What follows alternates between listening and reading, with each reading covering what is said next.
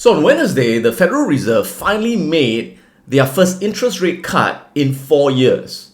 And they cut interest rates by 50 basis points or 0.5%, a lot larger than what most banks expected. So what does it mean for the markets and for you? Let's find out in this video.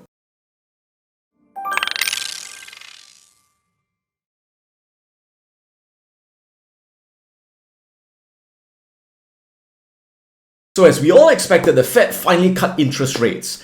And most banks actually predicted that they'll cut by 25 basis points. But if you look at the futures market, the CME futures market, there was a 60% probability they will cut by 50 basis points or 0.5%. So the fact that they cut by that amount, most market participants actually expected it. Now, what's interesting is that initially, after the cut, the market didn't go up. The market went down initially. Maybe people were thinking, oh, the last time the Fed cut rates, the market crashed. Oh shit, right? And it sold everything, okay? But the next day, the market roared back and the market had a huge gap up because people are now thinking, wait a minute, cut rates? Good, right? And they started buying like crazy, okay? Now, so bear in mind that they cut rates from 5.5%, which is the high end of the range, to 5%. So based on history, the Fed funds rate is still relatively high. Given that inflation has now come back down to about 2.5%, going towards 2%, a Fed funds rate of 5% is still very restrictive. So the eventual goal for the Fed is to bring the rate down to about 3%. And that will take about 1 or 2 years, depending on the incoming data, right?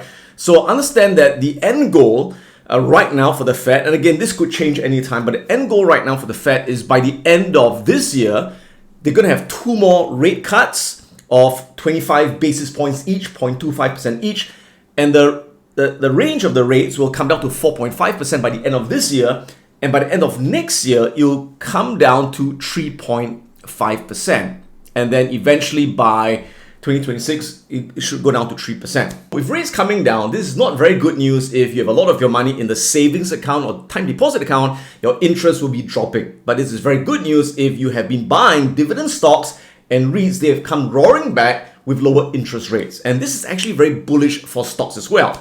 Now again, people get very confused because they read in some places that when the Fed cuts rates, stocks drop. Then they read another article that says when the Fed cuts rates, stocks goes up. So, which is correct? And the answer is they are both correct. It depends on the environment in which the Fed cuts rates in. So in other words, if you look at history, every time the Fed cuts rates, because the economy is in a recession, they cut rates to save the economy, then that is related to a market crash. But at the same time, there were also many instances in the past when the Fed cut rates when the market was at an all-time high. Like now, the Fed cut rates when the economy is still very strong. So in those situations, they cut rates not to save the economy, but to normalize the interest rates. Because when they took the interest rates from 0 to 5%, that was abnormal because of high inflation, but now they are normalizing interest rates. And that is very bullish for the stock market, specifically certain sectors, moving forward, as I've spoken about. And that's why the market realized that the morning after, and that's why stocks came roaring back. Okay, and I did a post on it on my social media pages, and I said, this is why it's so important to stay invested in the markets and in high quality stocks and not be scared away by all kinds of short-term macroeconomic news. When people say, oh, when the Fed cuts rates, the market will crash, when recession is coming, there's an inverted yield curve, the yield curve is uninverting, there's a rising unemployment rate, elections are coming, blah, blah, blah. And when people listen to all these narratives, they get very, very nervous. And so a lot of people, when they first saw that the market came down on Wednesday, they freaked out and they sold their stocks. Or worse, they shorted the market, and the next day when the market came back, they missed out on those gains in your portfolio or huge losses when they shorted the market. So I did a screenshot of my account just to show my students. I said, in that one day, my account is up like about total $150,000 US in one day. Now, the point to show them that is to say that you never know when those big up days will come, when those very bullish days could come. And that's why it's really important to stay invested in the markets. The trouble is that when you try to predict the market, like, oh, a crash is coming, so I better sell first, and then after the crash, I buy back. And the trouble with doing that is that by trying to avoid the worst days, you invariably miss the best days in the market. And I've shown this research before that over a 10 to 20 year period, if you just miss the best 5 days in the market, you were out of the market or you shorted the market, that would significantly reduce your results in the long run. And that's one of the things I've learned investing for so many years, is that don't try to predict the market. Don't try to outsmart the market.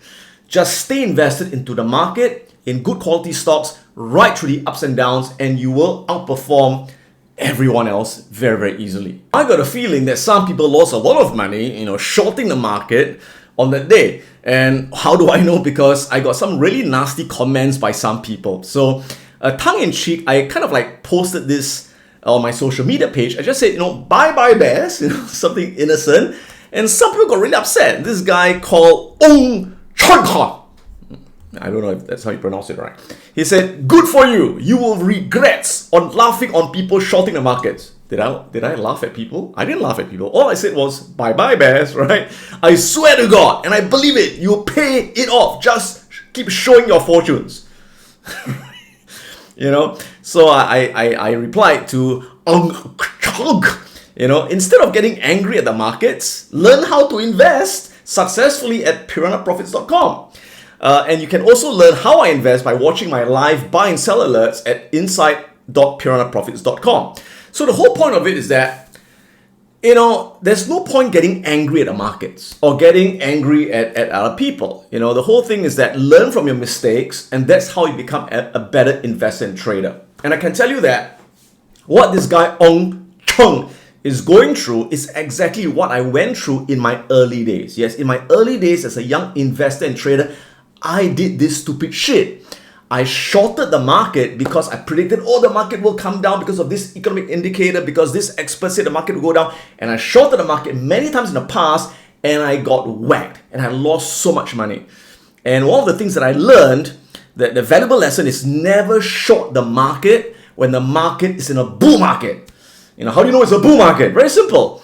When the market is above the 200-day moving average and the 200-day is sloping up, that's a freaking bull market, okay? When the 50 moving average is above the 150 moving average and they're both sloping up, that's a freaking bull market. So when you short the market, while the market's in a bull market, it's like pissing against the wind. You're going to get a face full of urine. I know some people like golden showers, but this is not the way to do it. So what tends to happen to the stock market after the Fed first cuts interest rates? Again, like I said earlier on, it depends on how the economy holds up. If the economy continues to grow like it is right now, then rate cuts are very bullish for the economy for a few reasons. Number one, you may notice that as the Fed has been cutting rates or long-term rates come down, the US dollar has been weakening.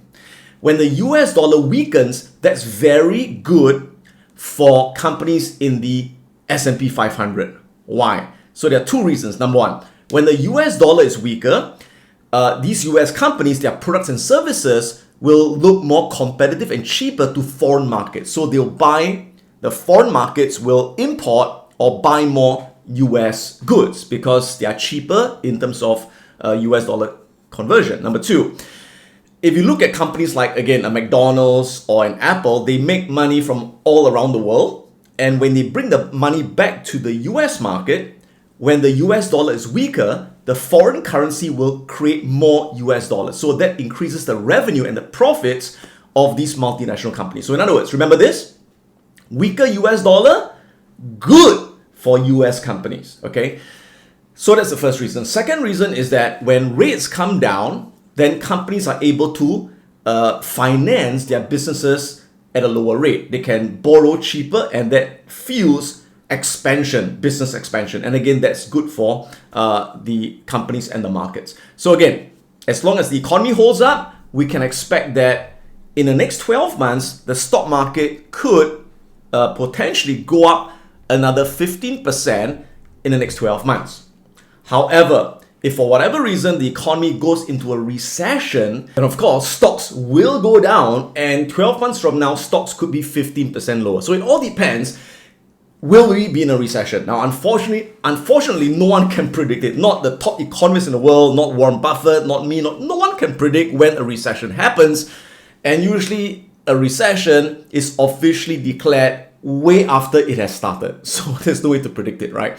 But the only thing that you can do, I guess, is to watch the price action of the market. As long as the market is making higher highs and higher lows, and the 50 moving average is above the 150 moving average, that means the bull market is very, very well intact. But once the 50 moving average crosses below the 150 moving average and they start sloping down, then that could be a sign that we're going into a bear market, which I doubt will happen. But again, everything is possible. Now, if you're not sure what's the 50 and 150 moving average, I'll talk more about it when I show the charts in a while. Yeah. Now, more specifically, if you take a look at the next 3 months, the next 6 months, and 9 months, and 12 months, what happened in the past when the Fed cut rates and the US economy stayed strong, all right? So 3 months, these were all the previous years when the Fed cut rates to normalize and not to, because of recession. You can see 3 months after, on average, the market's up 10%. 6 months later, it's up 12%. 9 months later, it's up 14%. And 12 months later, it's up 15%. Now, while we can't predict a recession with absolute certainty, we can look at certain coincident indicators to get a feel of how the economy is doing right now. And the first thing that we can look at is the current Atlanta Fed GDP Now real GDP growth estimates that tracks GDP in real time. So as of now, the GDP forecast for Q3 of this year is at 2.9% growth, which is still very, very strong. So remember, people were initially freaking out because what happened was that in Q4 of last year and Q1 of this year, GDP decelerated and people think, oh my God, we're going to go into a recession. Then in Q2 of this year, we had a sudden acceleration of GDP, surprising everyone, at 3% growth in Q2. And again, now Q3, which is yet to report officially, is as of now at 2.9%. So for now, it looks like the economy is still pretty strong. Now, bear in mind that the economy is made up of many different sectors and industries. And yes, there are certain industries that are in recession. For example, durable goods are in recession. Auto sales are in recession. The housing market is in a recession. So there are pockets of the industries that are in recession. But we're not in an overall market-wide or economic-wide recession where everything is contracting, only those few industries. And once the Fed cuts rates, which is what they did, we should expect auto sales and housing sales to start to rebound and recover because those are the most rate-sensitive parts of the market. The next coincident and leading indicator we can look at to determine whether we are, going to a recession or not is to look at earnings per share forecast by companies. Companies will always give forecasts of where they expect their earnings to be in the next 12 months or the next 24 months. And of course, analysts would study and compile these projections by companies. So for now, you can see, this is from briefing.com. For this year, which is 2024, the current S&P 500 earnings per share estimate is $240.55. So this is where we are right now. That is how much each share of the S&P is earning. Now for next year, calendar year 2025, you can see that earnings per share is expected to come in at $276, which is a growth, right? And in 2026, earnings per share is looking to come in at $311, which again is a growth above 2025. So in other words, the next 1 to 2 years, we do expect companies to earn more in terms of their earnings per share. And if they earn more, they'll be worth more. So stock prices should continue going up. Now, some people would argue that the stock market looks really in a bubble right now. It's really expensive. Well, if you look at the data, not really. And there are two things you can look at. Number one, if you look at the past from 1950 to 2019, so that's a good 69 years, right?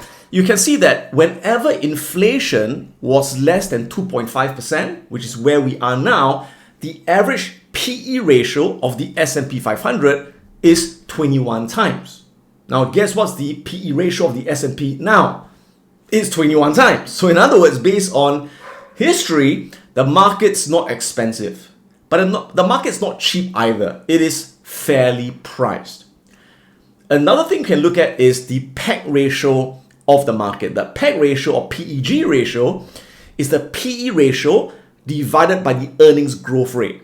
Okay, and you can see the S&P 500 forward PEG ratio for the last 10 years, and the average has been 1.5. And guess where we are now? We are now at 1.49, which is below the 10-year PEG ratio mean. So based on the PEG ratio, the market is not expensive as well. All right. So in a nutshell, I remain bullish for the next 6 to 12 months, and specifically which industries should outperform the market. And I talked about this in my last video. So just to reinforce what I said, number one, as interest rates come down, small to medium-sized companies that have more debt on their balance sheet and less cash compared to large companies, they should benefit the most. And you can see that ever since the pandemic, you see, way before the pandemic happened, small companies, small caps, used to outperform large companies because small companies, if you think about it, they should grow faster than big companies since they're still small, right? But ever since COVID and ever since the Fed raised interest rates aggressively, small companies that have more debt have suffered.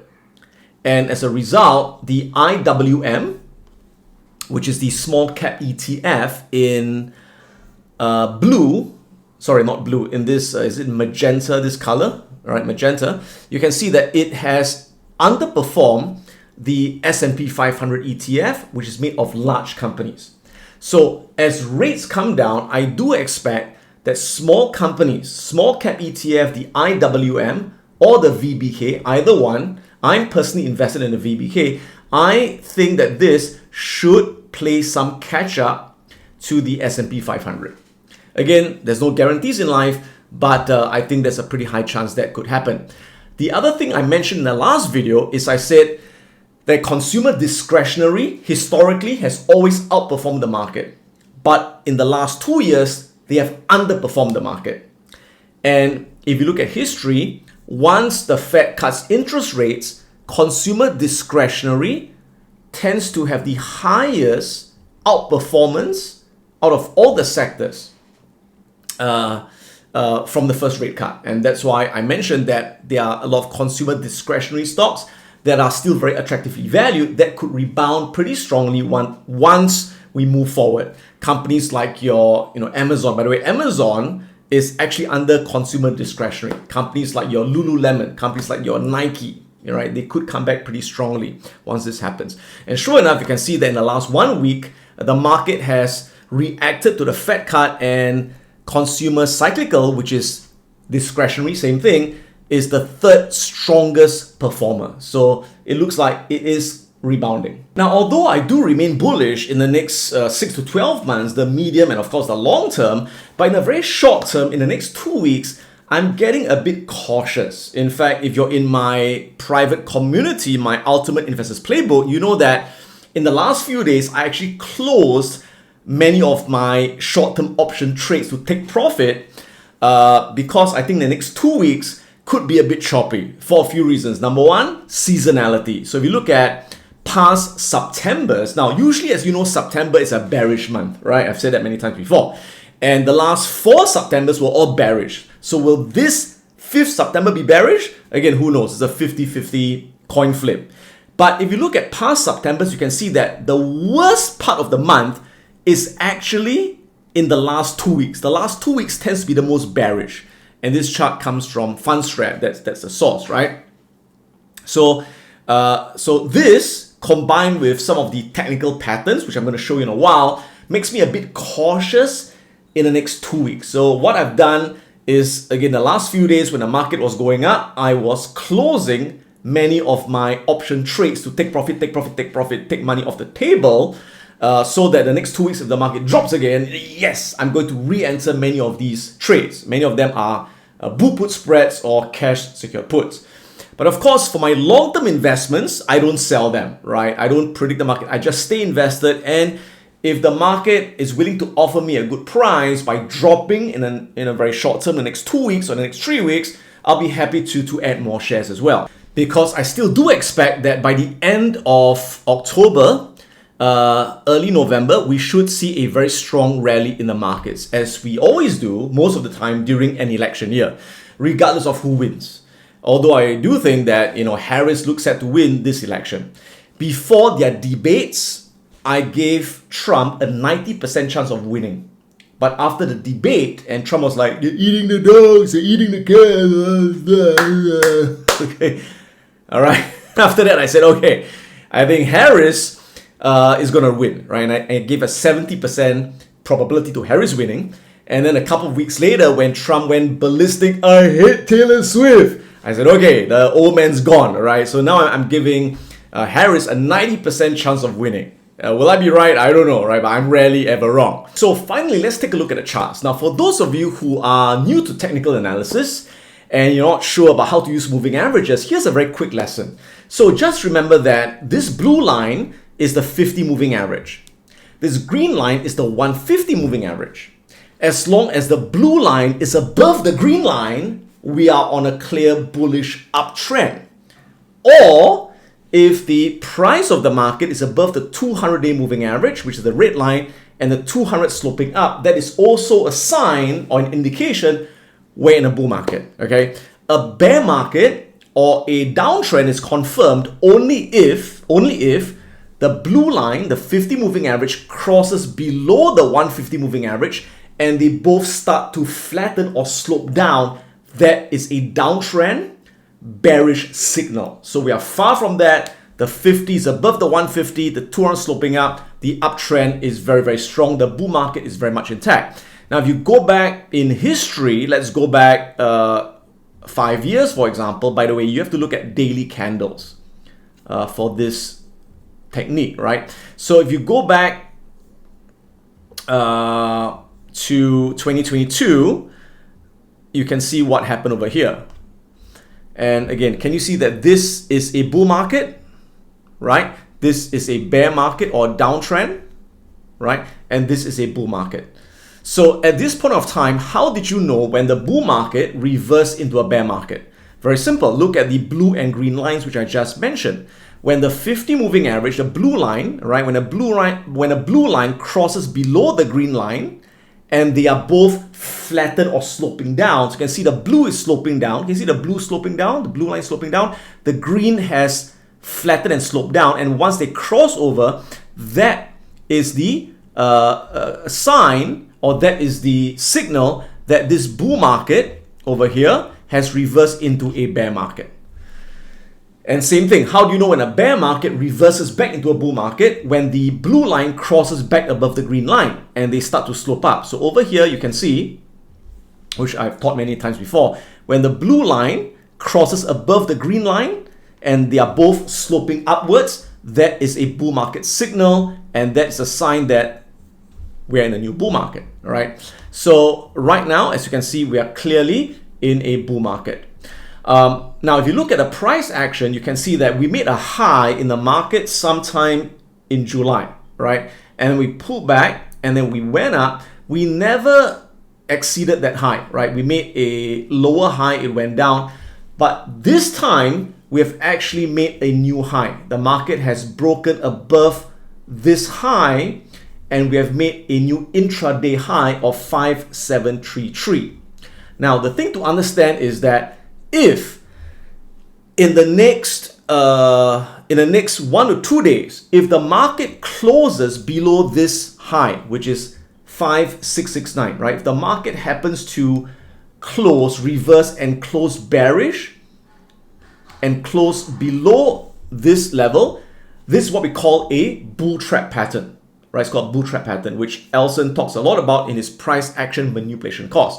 So in a bull trap pattern, we could expect the market to come back down again to the 50 moving average or even the 100 moving average.